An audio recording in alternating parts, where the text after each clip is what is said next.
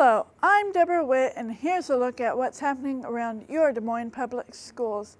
Students at Brubaker Elementary recently had a trip to the dentist, but they only had to get out to the parking lot. This is the Smile Squad Mobile Dental Clinic, which is sponsored by the Des Moines Health Center.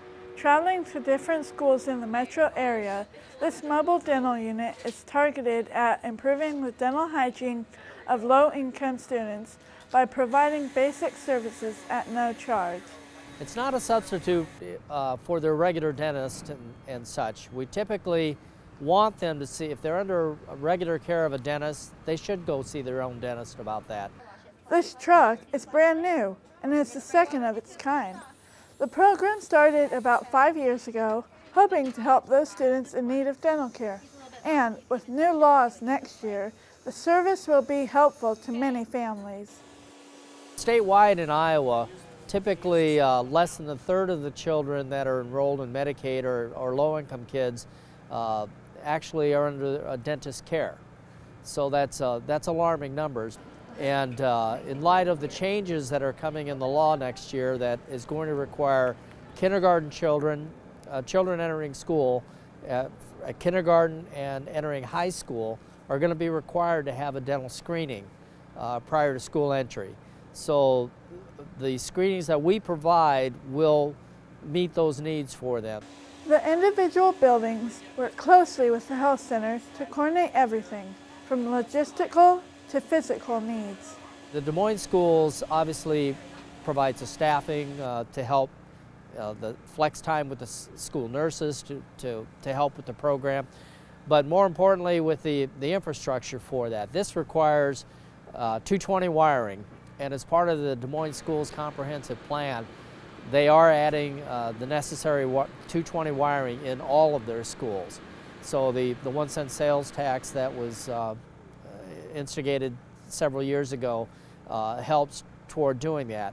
We get more of the comments from the kids that are receiving the care of saying, you know, I'm so happy to get this care done, and comments from teachers where they're saying kids are less fidgety in school, that once they've had the care done, if we can take care of their oral health at school, the class time lost is a lot less.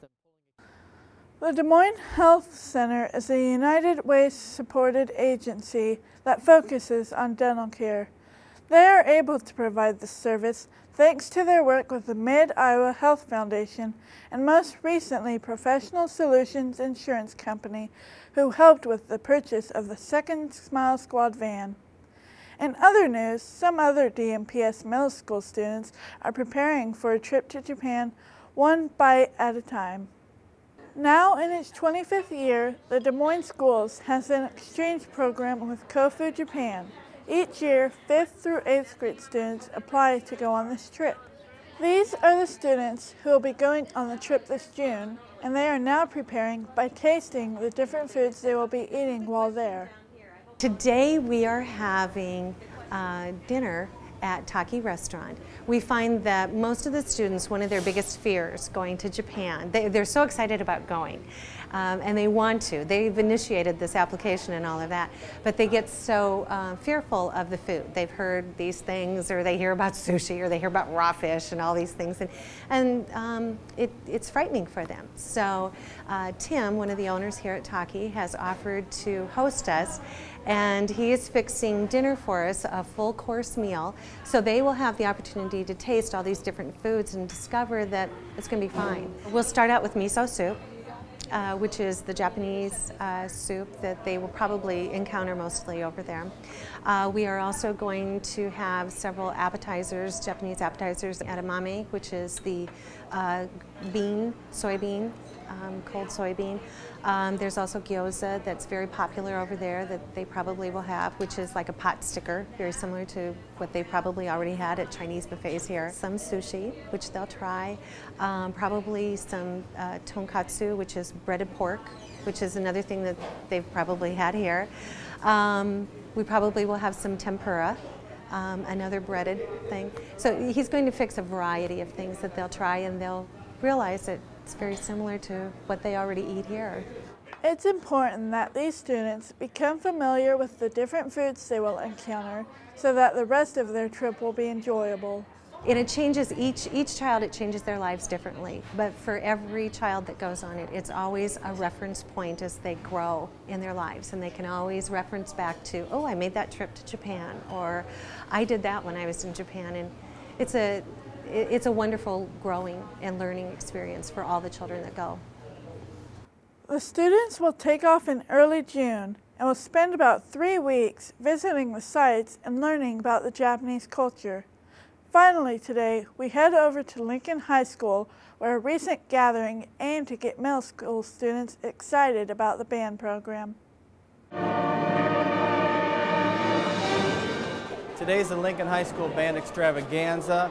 Our goal today is to try and get all of the kids on the south side through 5th grade all the way up to 8th grade interested in being a member of the Lincoln Band, and by doing that we're going to showcase all of our groups here at Lincoln, try and get them excited, get them boosted. More than 400 students currently involved in band activities from the Southside Middle Schools watched the performances that day. Teachers wanted to start the tradition so they can get students excited about high school band. I want them to be enthused, I want them to be excited to get in here at Lincoln High School and be involved in our program. This was the first year for the event at Lincoln High School. Thanks for watching Channel 12. I'm Deborah Witt.